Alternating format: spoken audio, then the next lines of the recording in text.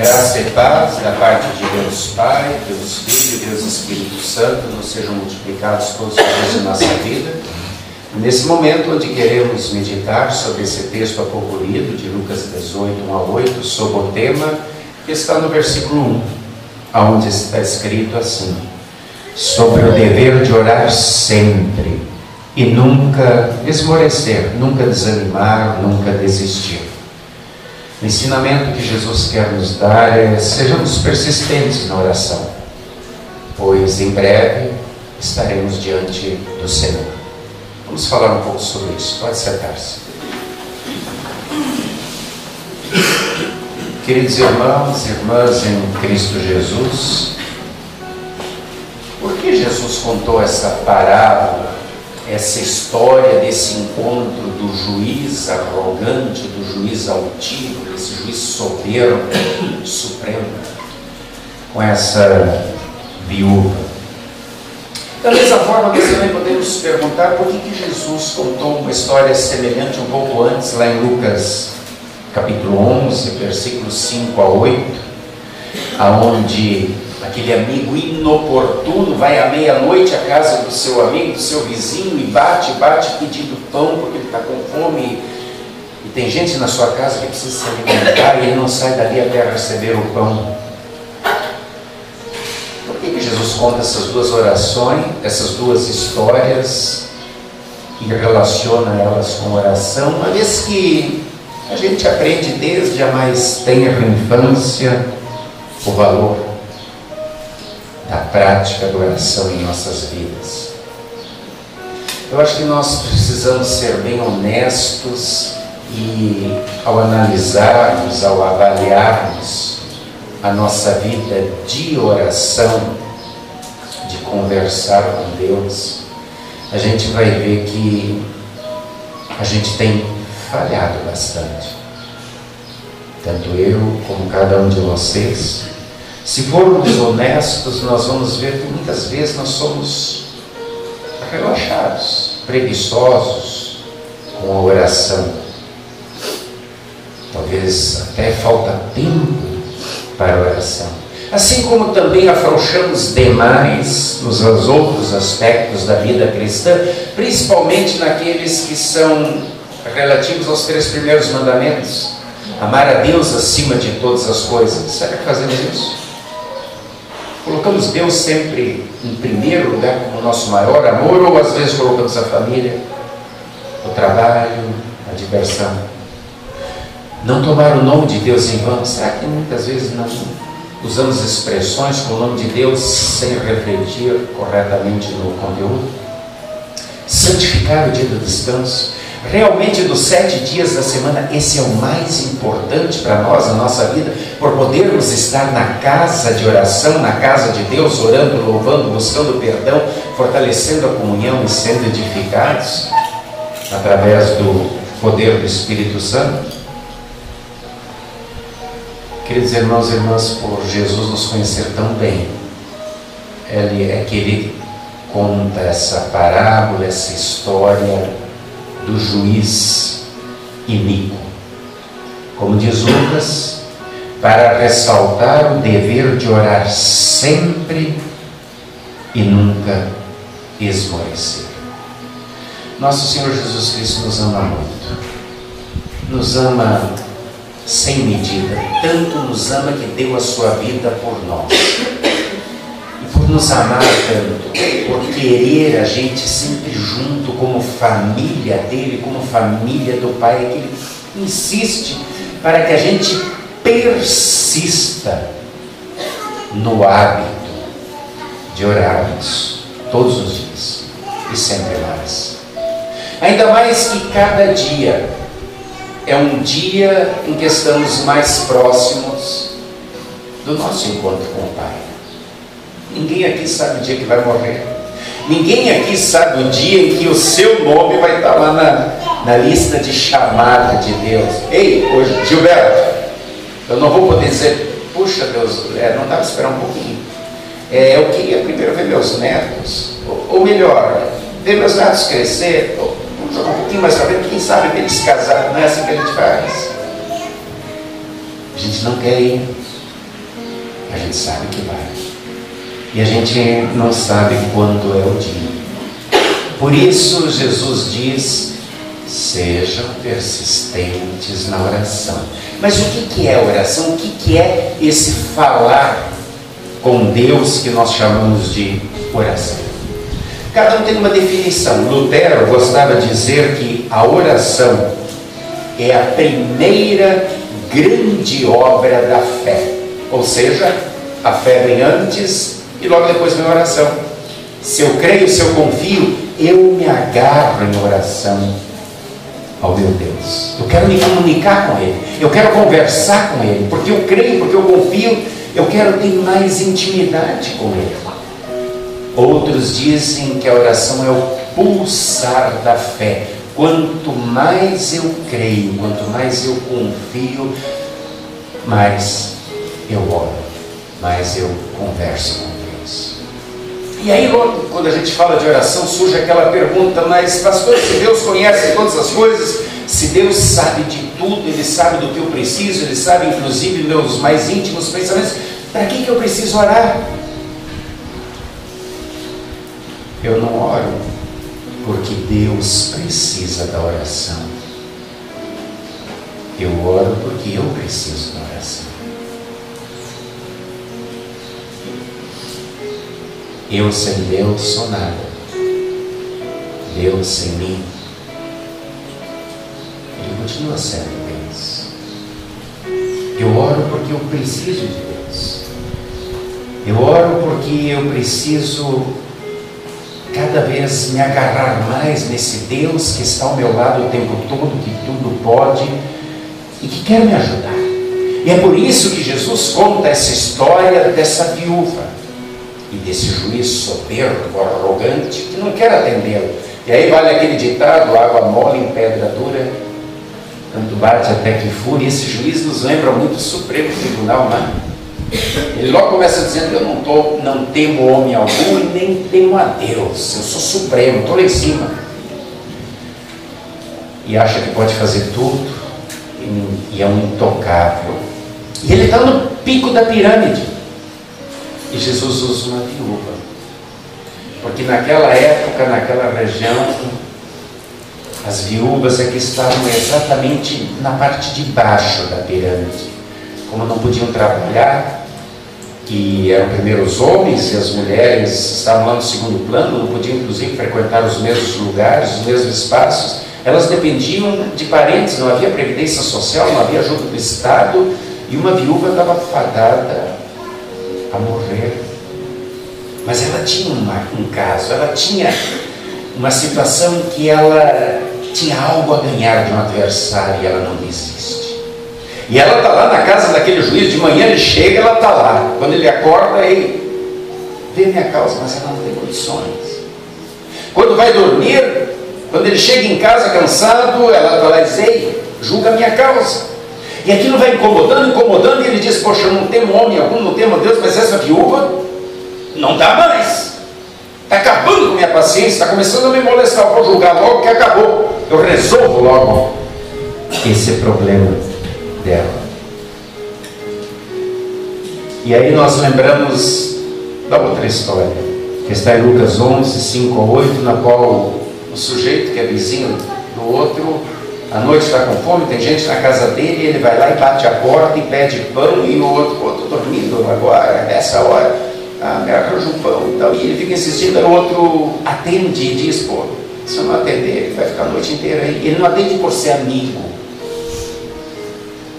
ele dá o pão porque ele não quer o incômodo, ele não quer que ele fique sendo importunado. Interessante que Jesus conta essa história logo depois da oração do Pai Nosso, onde ele ensina 7 petições, onde a gente pede, e o Pai, que não é um vizinho aborrecido, não é um juiz soberbo e arrogante, iníquo, o Pai é sempre amoroso, Ele quer que a gente peça, o contrário dos dois, Ele quer nos atender, Ele quer ouvir a nossa prece. E Jesus termina dizendo: pedi e dar-se-vos-á, buscai e achareis, batei e abrir-se-vos-á, pois todo o que pede recebe, o que busca encontra, e a quem bate, abrir-se-lhe-á. Lucas 11, 9 e 10. E poderíamos citar vários outros exemplos com o próprio Jesus, como dos 10 leprosos que vimos semana passada. Se bem que eles não insistiram, eles só pediram, Jesus logo os curou. Mas podemos lembrar daquela mulher, quando Jesus passava na região Ciro-Fenícia, ali onde moravam os fenícios, depois os filisteus, e aí vem aquela mulher de origem grega, estrangeira, e se atira aos pés de Jesus e diz: minha filha está horrivelmente endemoniada, me ajuda. E Jesus, à primeira vista, parece desprezá-la, parece jogá-la mais para baixo. Ela já tem que enfrentar tantas barreiras, é estrangeira, é mulher, está com a filha endemoniada, e ela vence tudo isso pelo poder da oração, pelo poder da fé, e vai. E Jesus diz: olha, não é justo eu tirar a comida da mesa dos filhos e dar para os cachorros. Que humilhação. Mas Jesus sabe muito bem o que está fazendo, e Ele conhece a fé da oração daquela mulher. E a mulher responde: verdade, não é justo tirar o pão da mesa dos filhos e dar para os cachorrinhos, mas os cachorrinhos, eles comem das migalhas que caem da mesa. Senhor, não tem uma migalha para mim? E Jesus olha para ela e diz: pode ir, vai para casa, porque a tua filha já está boa. E então olha para os discípulos e estão vendo, vocês viram? No nosso povo aqui, na nossa igreja, não tem ninguém que tem uma fé igual a ela. Aprendam, isso é fé, isso é oração, isso é passar por cima de todas as barreiras. E ela foi a Jesus porque ela sabia que Jesus era Deus. A mulher da história de hoje recorre ao juiz porque sabe que está na alçada dele resolver a sua pendência jurídica. O homem lá de Lucas 11 recorre ao vizinho porque ele sabe que está perto e ele tem pão, ele pode ajudar. Você e eu, nas nossas necessidades, nas nossas dificuldades, nós recorremos a quem? Por quem pulsa a nossa fé? Queridos irmãos e irmãs, além da ordem e promessa de Cristo para orarmos em todas as necessidades e com frequência, Lutero diz que todos nós temos um tempo para oração, que não falta tempo, que é só nós procurarmos. Ele diz: ninguém é tão ocupado que não possa tirar alguns momentos do seu dia para orar. E aí lembramos daquela frase de Paulo: orar sem cessar, que é viver uma vida de oração. Ou seja, usando a linguagem de hoje, está conectado online com Deus o tempo todo. Deus dá para mim, dá para ti 24 horas todo dia, onde Ele faz o nosso coração bater, faz o sangue circular, faz o pulmão, o diafragma jogar o ar, faz com que a gente tenha vida, saúde, com que a gente tenha amigos, marido, esposa, filhos, que a gente tenha emprego, que a gente possa trabalhar, que a gente possa se divertir 24 horas. Quantas horas por dia você usa, você aplica, você investe para agradecer a Deus por isso tudo que Ele te dá? Porque a vida é presente, você não faz nada para ter vida. Quantas horas você usa em oração? 1 hora por dia? 2 horas? Meia hora? 15 minutos? Ou será que às vezes não sobra tempo, você está ocupado demais? E assim como os 9 leprosos, não dá tempo de voltar e agradecer. Será? Como anda a nossa vida de oração? Vida de oração é estar sempre com os pensamentos voltados para Deus e tirar realmente um momento para dizer: Deus, esse momento é teu, eu e você. Isso não tem nada a ver e não vai contra aquelas palavras de Jesus em Mateus 6, versículo 7, quando ele fala: não usar de vãs repetições. Ali Jesus está advertindo contra a hipocrisia, contra aquele orar por orar, falar palavras repetidas sem refletir. Quer dizer, eu estou orando algo que eu decorei, pensando no futebol, pensando na novela, pensando na praia, pensando no shopping.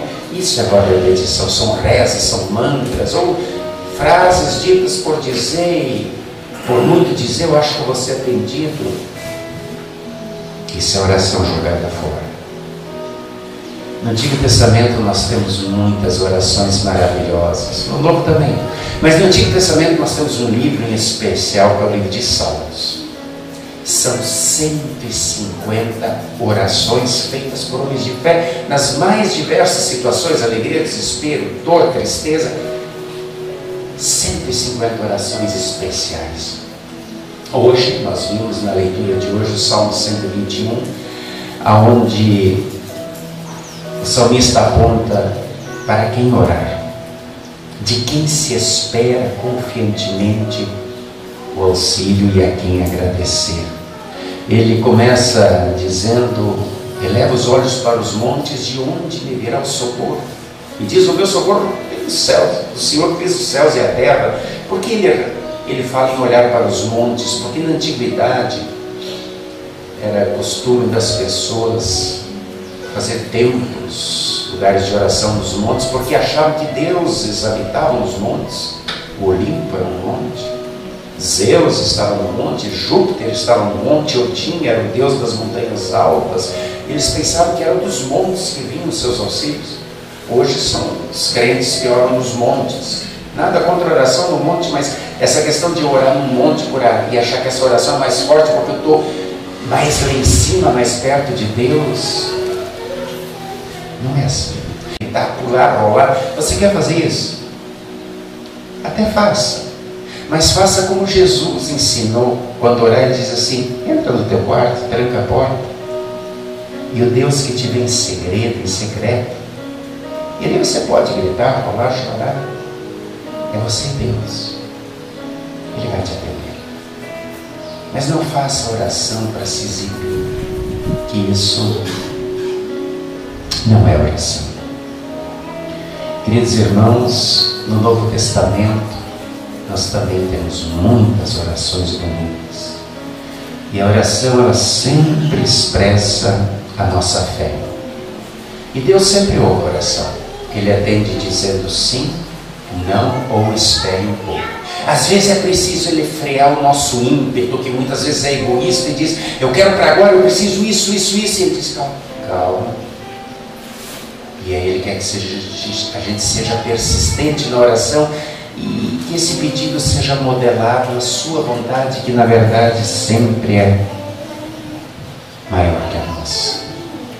O que muitas vezes impede também a nossa oração de ser atendida é a vida pecaminosa, a falta de amor, de um espírito irreconciliável, a dúvida e a descrença. Aquelas pessoas que têm um espírito irreconciliável, que sempre tem ódio, raiva, peso no coração. Deus diz: ei, descarrega a tua ira aqui no travesseiro. Vem cá, calma, muita calma. Deita aqui no travesseiro e vamos conversar. Descarrega todo esse peso que não deixa você andar para frente, e vamos orar. E aí Jesus ensina o Pai Nosso e diz: vós orareis assim, que a oração modelo que deveríamos orar todos os dias. E ele diz: perdoa a mim como eu perdoo ao outro.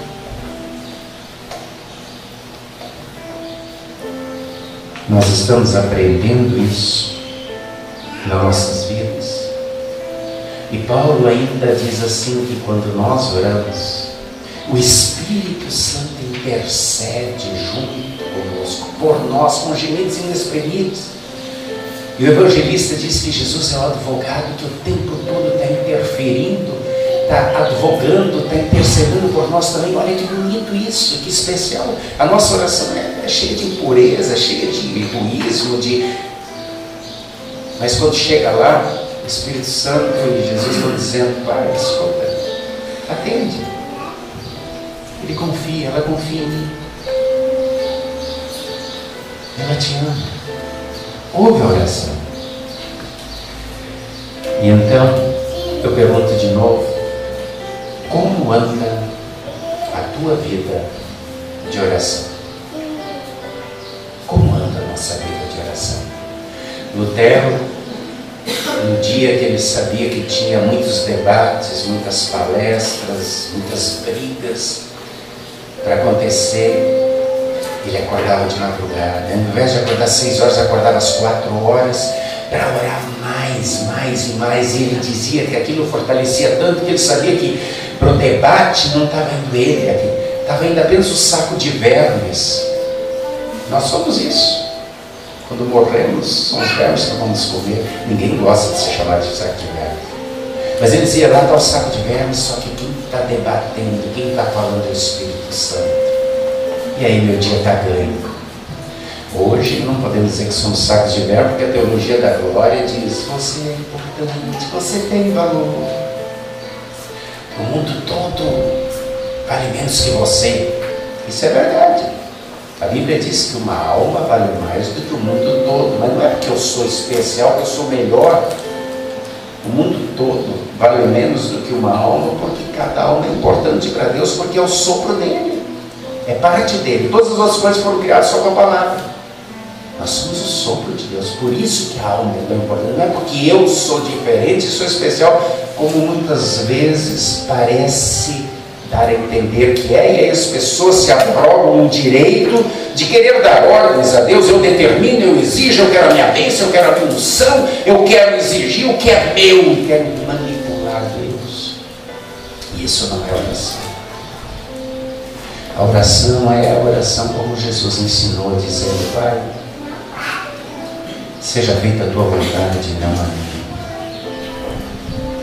E aí surge outra pergunta: por quem orar?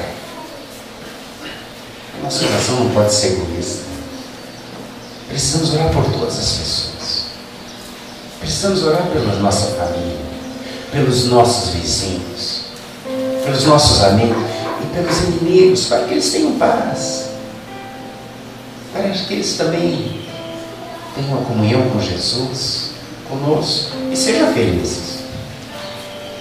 Precisamos orar pelas autoridades, pelo prefeito, pelo governador, pelo presidente, pelos demais. Ah, mas eu não votei. Você vai votar daqui a um tempo de novo, quem sabe é muito. Mas enquanto for esse, o presidente, o governador, o prefeito, lembre que você está num avião. E não é pelo fato de não gostar do piloto que você vai torcer para ele ter um mal súbito do avião cair.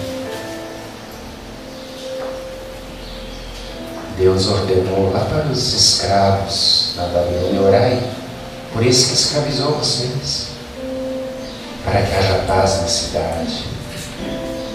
Precisamos entender isso e aprender isso. Orar por todas as pessoas, menos pelos mortos. E por que não oramos pelos mortos?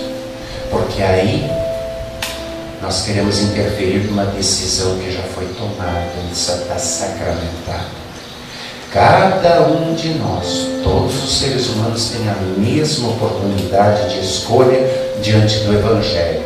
Ou eu creio, ou eu fecho o coração, endureço o coração e resisto ao Espírito Santo, e aí eu vou para o inferno. Como nós vimos no domingo próximo passado, sobre a história do rico e do Lázaro. E quem está no inferno está muito pior que eu, mas de lá não sai mais. São orações jogadas fora, tentando interferir no destino. Não pode ser Deus. E quem está no céu está muito melhor do que eu. E também não sai, nem quer sair de lá. Portanto, não oramos pelos mortos.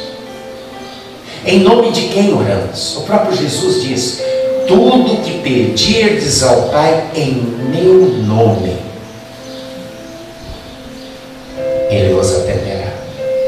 Por quê? Porque só Ele morreu na cruz por nós. Só Ele, diz o apóstolo Paulo, é o mediador, é o intermediário. Não existe outro mediador, o mediador é só Jesus. É quem leva, como nosso advogado, como nosso mediador, nossas orações diante do Pai. Ore sem esmorecer, sem desanimar. Por que Jesus pede isso?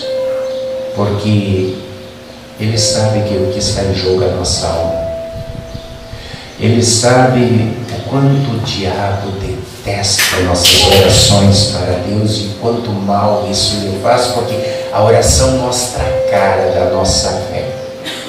A oração mostra realmente em quem confiamos, em quem depositamos tudo aquilo que nós cremos, tudo aquilo que nós damos. A oração mostra a quem ela é endereçada. Temos que ser perseverantes. Como diz Paulo, porque Cristo não retarda a sua vinda. Pedro diz isso. Paulo diz para estarmos vigilantes, pois não sabemos o dia da nossa hora. Pode ser hoje. De repente, na lista de chamada ali em cima, hoje é o meu nome. Hoje é o teu nome. Estás preparado? Querido irmão, irmã, no final do texto de hoje, Jesus faz alusão à sua segunda vinda ao dizer que Deus fará justiça aos seus escolhidos, embora pareça demorado em defendê-los. Depressa lhes fará justiça, contudo, quando vier o Filho do Homem, ele achará porventura fé na terra? Claro que Jesus quer achar fé, a minha fé, a tua fé, a nossa fé, uma fé que persevera em oração. Portanto, vigiemos e oremos para não cairmos em tentação, não desanimarmos da nossa fé, porque isso implica em condenação. Por aí se vê que o dever da igreja é orar muito, diariamente, constantemente.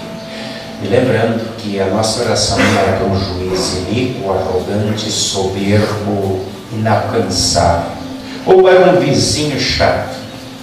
A nossa oração é para um Pai que nos ama, que pede que oremos, que nos ensina a orar, que nos incentiva a orar, e que nos ama tanto, que deu seu Filho para morrer pelos nossos pecados na cruz, para que nós não morramos eternamente na condenação eterna. Irmão e irmã, muito ainda poderia ser dito sobre o dever de orar. Na iminência do nosso chamado ser hoje ou amanhã, não nos apavoremos.